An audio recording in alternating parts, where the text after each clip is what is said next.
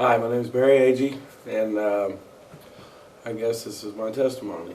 I guess it started back. I've been using drugs for 18 years, and it all started when I was 16. My mom died, and I was a mama's boy, and my friend that was going to help me through my mom's death died in a car wreck a month before her.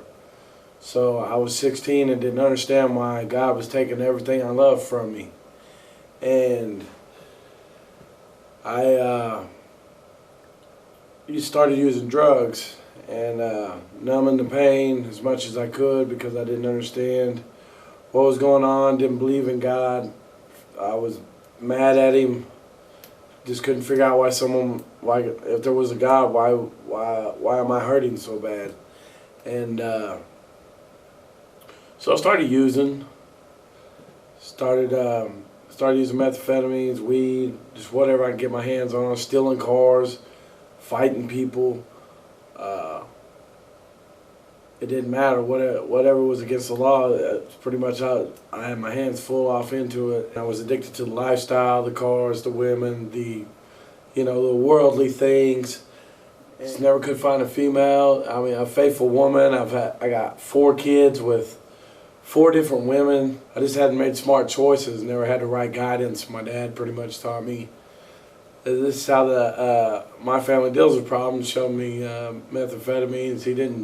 He showed it to me, but he didn't want me using it.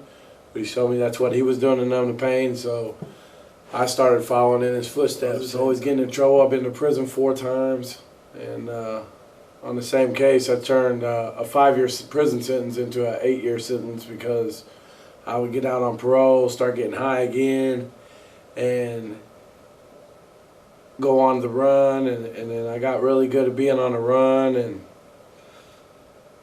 I guess back in 2000, I got in 2 fights the same year, and I got stabbed 6 times. I've been stabbed in the throat, sliced on the back, stabbed in my kidneys twice, and once on my chest and the back of my arm, and I never really knew what my purpose was, and I couldn't figure out why I wasn't dead yet. I just thought I was honoring mean, and that's the reputation I lived up to. And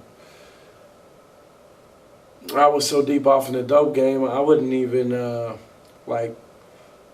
didn't even care to talk to people. I would call and ask, what's in your pockets? I wouldn't call, some people sugarcoat it. What are you going to do today? Dance around it, when you're calling for dope and drugs. What are you going to do? I would just call and say, you got any dope? No? Well, I'll talk to you later. If I get some, I'll call you. I'll sell you some, whatever. And a lot of things, I kept ended up in prison. No matter what, I always ended up in prison. It didn't matter what I did. If I tried to do it on my own, I always ended up in prison. And I just, I got a 2-year-old girl my daughter that I'm really attached to, and she came to see me this last time in jail, and she couldn't get through the glass to reach her dad, and that just broke me. And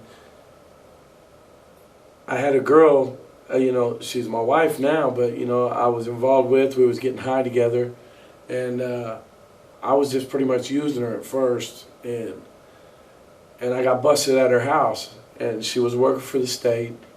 She lost her job and lost her kid just because I was hiding in her house.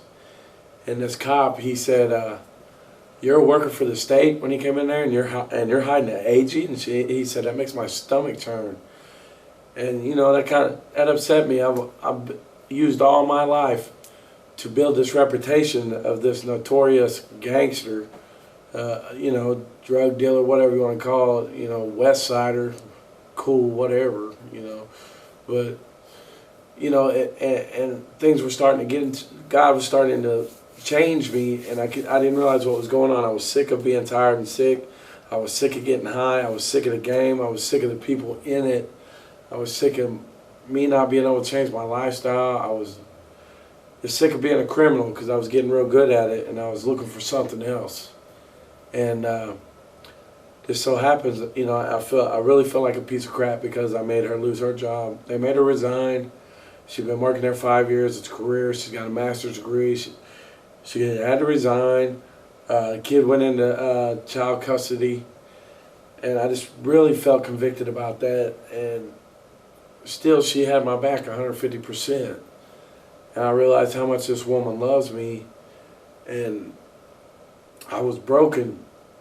So I got out of jail and I thought, well, I'm not going to get high no more. I'm just going to sling it. I'm going to make some money, pay back.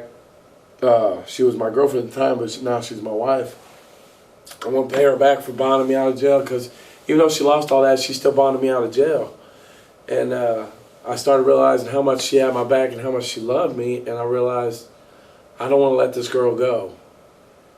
And I went down to the dope man's house, went to pick up some dope. They didn't have any, but I got high. I mean, I jumped right back in the driver's seat like it wasn't no tomorrow. As soon as I got out of jail, I went down out of town where I was going, and went to pick up some dope. They would pass them around a meth bong, and I got high, and I come home.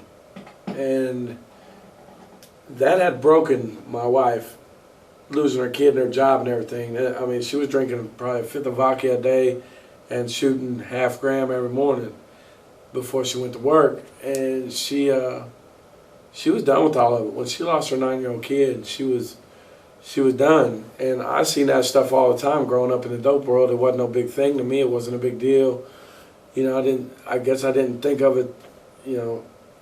I felt bad because she lost her kid on my behalf, but the way it got her attention, you know, I have 4 kids with 4 different women. It didn't get my attention. You know, me not raising my kids because I was too busy getting high. I didn't think it was that big of a deal, actually, after I got out. And when I came home high, she was bawling and crying, and I was like, what the hell are you crying for, you know? And she was like, I don't want you to be one of those people I leave behind because you're still getting high.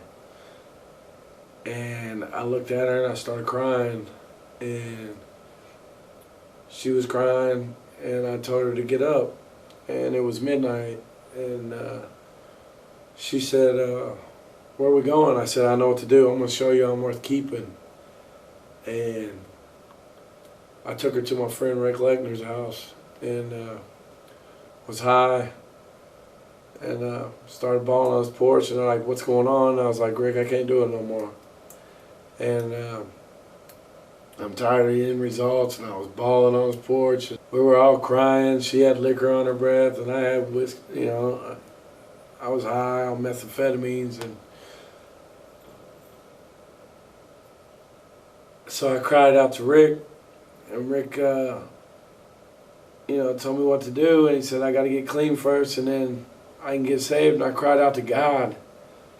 And after doing methamphetamines for 18 years, and I was broken, I was sick and tired, and I really, really cried out to Jesus.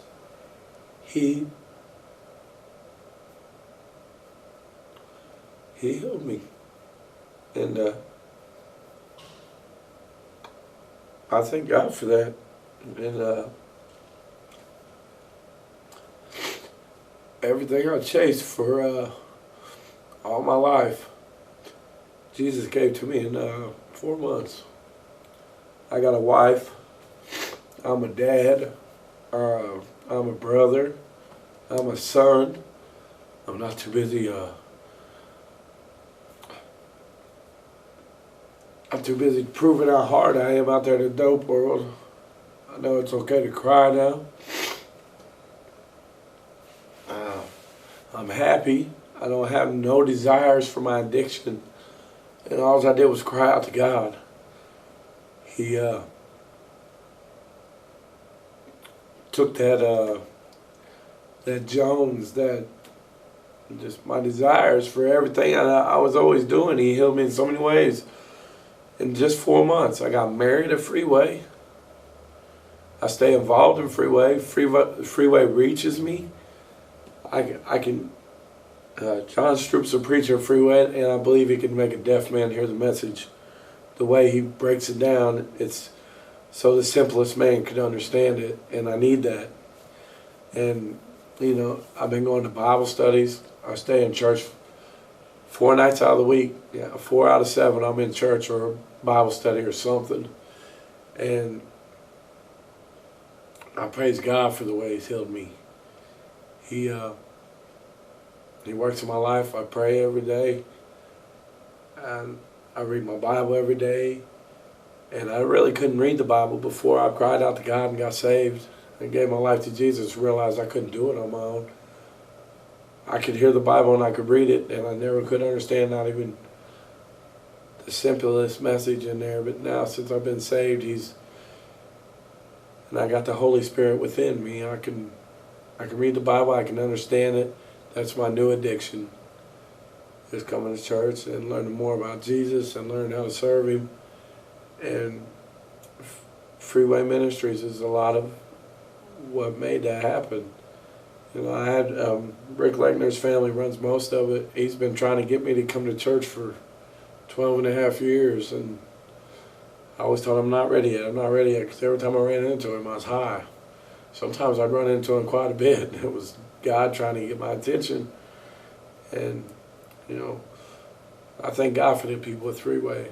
I thank God for being able to come to a place to where I can understand the Bible, and someone to help me learn the Bible the way that this place does. I just want to tell you, if you're tired of being in the situation you're in,